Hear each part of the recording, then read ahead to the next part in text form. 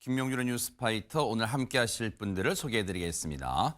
김현주 시사평론가, 최진봉 성공회대 교수, 장윤미 변호사, 문화일보 안진용 기자, 그리고 방송인 김묘성 대중문화 전문기자 이렇게 5분과 함께합니다. 어서 오십시오. 네.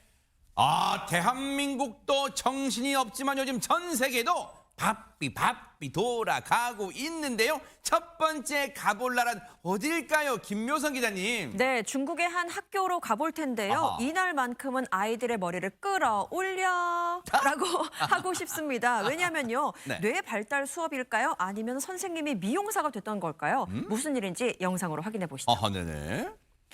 여성 2명이 서로 열심히 이렇게 빨간 천을 밀고 당기고 합니다. 어머나. 천 아래에는 어린아이들이 이렇게 귀엽게 줄 서 있는데요. 뭐라는 걸까 싶은 그때 천을 번쩍 들어올리니까 아이들의 머리도 함께 솟아 올라갑니다. 해맑게 웃는 아이들의 표정이 보는 우리도 미소 짓게 하는데요. 선생님, 이게 무슨 수업일까요? 아니, 최진봉 교수님, 예전에 혹시 그거 보셨어요? 드래곤볼 와, 네, 맞아요. 후 하는 거 머리가 기억나요. 똑같은데 진짜 드래곤볼. 그러니까요. 그렇게 됐죠. 아이들이 너무 좋아하잖아요. 네. 자기 머리가 이렇게 올라간 걸 보고 너무 좋아하는데 사실 이게 과학 수업 시간입니다. 네? 과학 수업에서 정전기의 원리를 알려주기 위해서 선생님들이 아이디어를 짜낸 거예요. 그러니까 말로 표현하고 설명하는 걸 넘어서서 실제 아이들이 경험하게 해서 어머나. 정전기가 어떤 현상인지를 배우게 하기 위한 방법으로 저걸 이용한 세상에. 거예요. 너무 재밌지 않습니까? 아이들이 그러니까요. 저렇게 하면 공부하지 말라고 해도 공부할 것 같아요. 그러네요. 자기들이 직접 해달라고 그러기도 할 것 같고요. 그래서 아이들한테 정말로 놀이처럼 공부를 가르쳤고 잊지 못할 순간을 선물해 줬는데 앞으로 과학 시간이 더 기다려질 것 같습니다. 네. 혹시 저 아이들 학부모님 중에 선생님 아침에 우리 애 내가 머리에 2시간 동안 따는 거 헤어스타일 다 망가졌잖아요. 설마 그런 부모님은 안 계실 거예요. 정말로 우리 아이들 해맑게 웃는 모습에서 또 행복감을 또 우리가 얻었습니다. 자, 그런가 하면 또 중국 찍고 어디 가볼까요? 안진영 기자님. 이번엔 조금 멀리 독일로 가보겠습니다. 어허. 한 마트에 불청객이 한 명도 아니고 때로 우르르 몰려오면서 그야말로 아수라장이 되고 말았다고 하는데 이 황당하고 놀라운 장면 영상으로 직접 확인해 보시죠. 뭘까요? 자, 양떼무리가 한 건물 안으로 줄지어 들어갑니다. 어머. 근데 보세요. 이것이 농장이 아니라 마트입니다. 마트. 무려 양 50마리가 몰려 들어온 탓에 마트 내부는 발 디딜 틈도 없이 꽉 차고 말았습니다. 어머나. 예상치 못한 이 불청객들의 습격을 피해서 계산대 위로 피신한 손님의 모습도 지금 보실 수 어머나, 있는데요. 어머나. 자, 마트 점원은 어쩔 줄 몰라 하지만 양들은 아랑곳하지 않고 매장 내부를 뭘 사겠다는 듯 둘러보기 바쁩니다. 영화 한 편 만들어야겠어요. 김현주 평론가님. 양들의 쇼핑 한번 만들어야겠습니다. 이거 마트에 왜 갔어요, 양들이? 침묵한 게 아니고 쇼핑을 했네요. 이 양들의 경우에는 진열대 그리고 계산대를 오가면서 식료품들을 온통 헤집어놨다고 합니다. 어머나. 이들이 머문 시간이 한 20여 분 정도 됐다고 하는데요. 그중에 한 녀석의 경우에는 네. 시원하게 볼일까지 보고 그리고 자리를 떴다고 합니다. 네. 이들은 이동 중이던 양떼 500마리 중에 일부였다고 하는데요. 어머나. 아마도 그중에 한 마리가 이 마트 안으로 들어가니까 이 동물은 남의 행동을 따라하는 습성이 있잖아요. 줄줄이 아마 따라서 들어간 게 아닌가 이렇게 추측을 하고 있습니다. 네. 어떤 손님이 들고 있던 쇼핑백을 먹이 포대로 착각한 것이 아닌가 이런 추측도 있는데요. 네. 하필이면 당시에 그 마트의 출입문이 활짝 열려 있었던 것도 한 몫을 했던 것 같습니다. 아하. 이 마트 측은 양들이 모두 떠난 뒤에 아주 대대적인 청소 작전에 나섰다고 하는데요. 네. 인명 피해가 없었고 네. 다행히도 이 사태가 잘 마무리가 됐기 때문에 목장 측에 따로 뭐 손해배상을 청구한다든지 이런 것은 감안하지 않았다고 합니다. 마트 업주분이 진짜 천사표 마음이에요. 왜냐면 제가 이 얘기를 안 들었으면 제가 또 쓸데없는 궁금증이라고 하면서 장윤미 변호사님께 여쭤볼 뻔했거든요.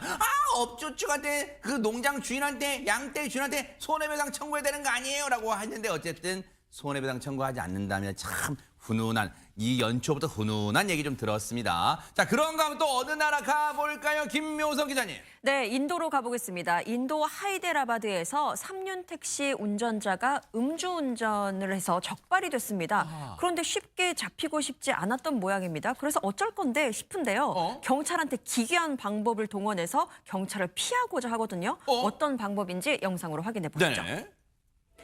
남성이 떠올린 방법은요. 바로 뱀입니다. 뱀.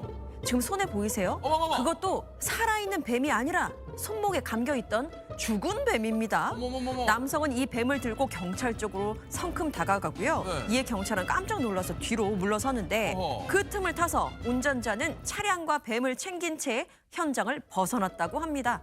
아니 저게 혹시 최재봉 교수님 네. 저게 음주운전하다 걸린 사람 태도가 맞아요? 이게 경찰을 협박 뭐 겁을 주는 거잖아요. 그렇죠. 저 공무집행을 방해하는 거죠. 네. 그리고 저렇게 경찰을 협박해서 본인의 범죄를 숨기려고 하는 거 아니겠습니까? 아. 더 심각한 건 저 사람이요. 혈중 알코올 농도가 만치 수준이었어요. 어허. 그건 더 이상 운전을 하면 안 되는 거 아닙니까? 그렇죠. 근데도 저걸 챙겨가지고 또 갔다는 거 아니에요. 네. 더 큰 문제인 것 같은데 아까 뭐 김민성 기자도 얘기했지만 저 손에 감은 뱀이 죽은 뱀이에요. 살아있는 뱀도 아니고. 근데 뭐 경찰 입장에서는 저게 죽었는지 살았는지 확인이 안 되잖아요. 되죠. 잘 눈으로 보기에는. 그러다 보니까 피할 수밖에 없었고 도주를 했지만 도주 끝에 이 남성은 음주운전 및 공무집행 방해 혐의로 입건돼서 수사를 받고 있다고 합니다.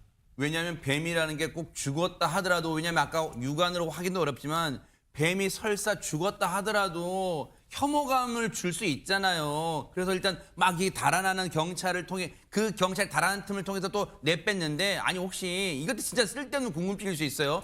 장유민 변호사님, 우리나라에서 음주운전 해서도 안 되지만 음주운전자가 혹시라도 저런 비슷한 행동 뭐 흉측한 물건이나 흉측한 뭐 좀 이렇게 이 혐오스러운 동물 그런 거를 내보이면서 나 잡아가 못 잡지 막 이렇게 한다 쳐요. 그럼 그거 어떻게 되는 거예요? 가중처벌이 가능한지 좀 가르는 하나의 요소로는 판별이 되는데요. 지금 만약에 이 남성이 한 행동을 한국에서 고스란히 했다라고 하면 음주운전으로 처벌받는 건 뭐 너무나 당연하고요. 아, 예.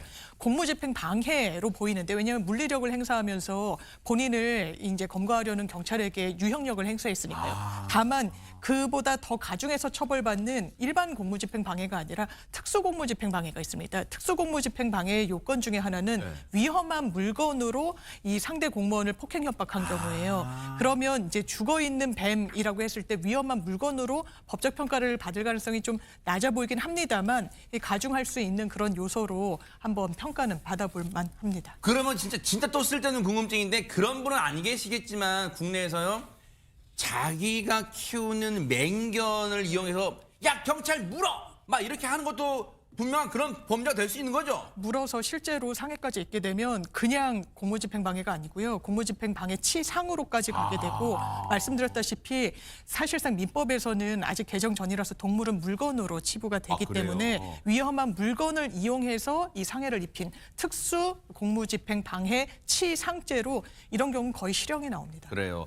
어쨌든 제가 쓸데없는 궁금증 같지만 이런 일은 음주운전은요 정말 해서도 안 되고 그리고 죄를 범했으면 죄값을 달게 받는 게 상책이에요. 저런 쓸데없는 짓은 하지 말길 바라겠습니다. 자 그런가 하면 오늘 세계 여행의 종착지는 어딜까요? 안진용 기자님. 오늘 세계 여행의 종착지는 전 세계입니다. 에? 좀 철학적이죠? 그죠? 뜬구름 잡는 얘기 같지만 뭐? 오늘 세계 여행의 종착지는 바로 자연 그 위대함 자체로 들어가 볼 거기 오늘 왜 이러세요 때문입니다. 진짜? 자, 요즘같이 날씨가 굉장히 추우면은요, 손도 꽁꽁, 얼굴도 꽁꽁, 그쵸. 강도 꽁꽁 얼어붙잖아요. 맞아요. 그런데 돌을 던져도 깨지지 않을 것 같은 단단히 얼어붙은 강이 강한 물살로 인해 갈라지는 진귀한 장면이 네? 포착됐습니다. 이 신비한 자연의 세계로 여러분을 초대합니다. 네네. 꽁꽁 얼어붙은 강에 누군가 밀기라도 하듯이 지금 강한 물살이 지나가고요. 물살이 지나간 곳은 저 보이시죠? 얼음이 정말 멋지게 갈라지고 있습니다. 도대체 얼마나 강한 물살이길래 강 얼음까지 깨버린 걸까요?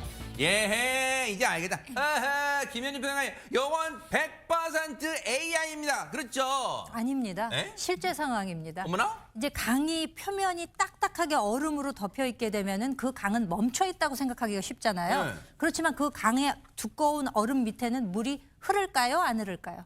물이 흐르고 있는 겁니다. 아, 그래요? 어디론가는 열과 에너지가 흐르고 있다는 얘기거든요. 그러니까 상부에 딱딱한 얼음이 있더라도 그 강물은 여전히 흐르면서 열과 에너지로 이제 변환이 되면서 그 특히 조금 얇은 부분이 있을 거 아닙니까? 예. 그 부분을 반복적으로 치게 되면은 그 얇아진 부분에서 균열이 일어나면서 저렇게 얼음판이 일어나면서 판처럼 저렇게 깨지는 현상이 일어날 수 있다는 거죠. 아하. 정말 신비로운 상황이 아닐 수가 없습니다. 네. 정말 멈춰 있는 듯, 얼어 있는 듯 보이는 그 자연 속에서도 에너지는 흐르고 있다는 이 사실, 새삼 신기하게 느껴지죠. 야, 진짜 자연이 아까 우리 안지영 기자님 설명처럼 자연이 참 위대하다 그런 생각도 해봅니다. 자, 지금 시각이 6시 2분을 막 넘어섰고요. 지금 여러분께서는 매일 오후 5시 50분에 방송되는 김명준의 뉴스파이터와 함께하고 계십니다. 김명준의 뉴스파이터 여기서 마치겠습니다. 함께해 주신 여러분 고맙습니다.